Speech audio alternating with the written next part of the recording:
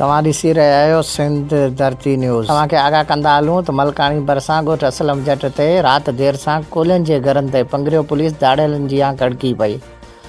असांखे रिपोर्ट करे रहियो आहे मलकाणी शरीफ़ खां राम जी कोली।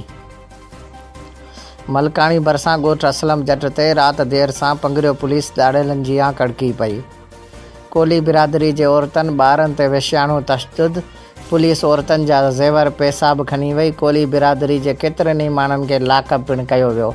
उन हवाले सां ॻोठाणनि जो चवणु आहे त पंगिरियो जो SHO वॾेरनि जे चुर्च ते ॻोठ ख़ाली करण लाइ वंगारूं वेही रहियो आहे। अवामी तहरीक वाक़े जी सख़्त मज़म्मत कंदे IG Sindh, DIG Hyderabad, chief justice supreme court खां इंसाफ़ जी घुर कंदे मुतालबो थी करे त ॼाणायल वाक़े जी जांच कराए SHO पंगिरियो खे मुंतक़िल कयो वञे।